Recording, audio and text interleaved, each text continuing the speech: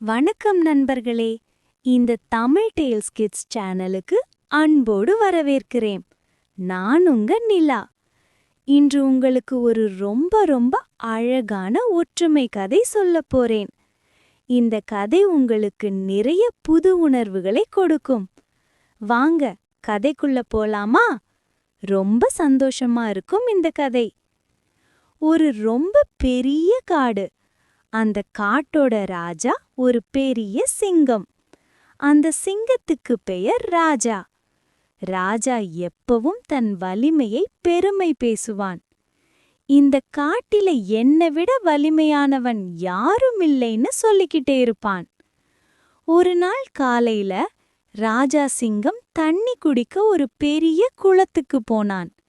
குளத்துல தண்ணி ரொம்ப தெளிவா இருந்துச்சு. சிங்கம் தன் பெரிய முகத்தை குளத்துல பார்த்து, ஆஹா, நான் தான் காட்டோட ராஜான்னு சிரிச்சான்.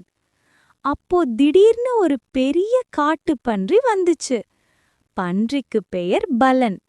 பலன் ரொம்ப வலிமையான பன்றி. அதோட கோல் ரொம்ப கூர்மையா இருந்துச்சு.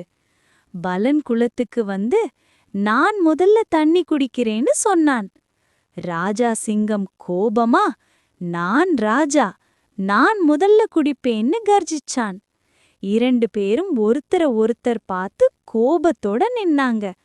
சிங்கம் தன் பெரிய கையலை வளைச்சு பன்றி தன் கோலை தயார் பண்ணுச்சு. சண்டை ஆரம்பமாக போகுது. அப்போ மேலே இருந்து பல கழுகுகள் வட்டமடிக்க ஆரம்பிச்சாங்க. கழுகுகள் ரொம்ப பசிச்சு. இரண்டு பேரும் சண்டை போட்டா ஒரு பெரிய உணவு கிடைக்கும்னு காத்திருந்தாங்க. அவங்க கண்கள்ல பசி தெரிஞ்சது.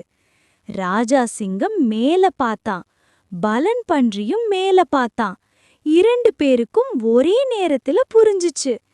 நாம சண்டை போட்டா நம்ம விட மேல இருக்கிற இந்த கழுகுகள் தான் லாபம் பார்க்க போறாங்கன்னு சிங்கம் மெதுவா சொன்னான். பலன் பன்றியும் தலையாட்டி, சரி, நாம ஏன் சண்டை போடணும், நாம ஒன்னா தண்ணி குடிக்கலாம்னு சொன்னான். ராஜா சிங்கம் சிரிச்சான். நீ சொன்னது சரி, நாம ஒன்னா இருந்தா யாரும் நம்மை தொட முடியாதுன்னு சொன்னான். இரண்டு பேரும் சேர்ந்து குளத்துல தண்ணி குடிச்சாங்க. கழுகுகள் ஏமாந்து வெறுங்கையோடு பறந்து போச்சு. அதிலிருந்து ராஜா சிங்கமும் பலன் பன்றியும் ரொம்ப நல்ல நண்பர்களா ஆயிட்டாங்க.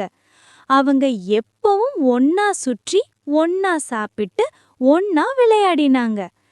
காட்டுல உள்ள மற்ற விலங்குகள் பார்த்து ஒற்றுமைதான் உண்மையான வலிமைன்னு கத்துக்கிட்டாங்க. இந்த கதையிலிருந்து நாம கத்துக்கிறது, சண்டை போட்டால் நம்ம விட வெளியே இருக்கிறவங்க தான் லாபம் பார்க்கறாங்க. ஒற்றுமைதான் உண்மையான வெற்றி. அதனால எப்பவும் ஒற்றுமையாயிருப்போம், நண்பர்களாயிருப்போம். சரியா நண்பர்களே?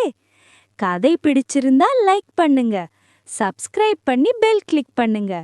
அடுத்த கதை விரைவில். பாய் நண்பர்களே, நல்லா இருங்க.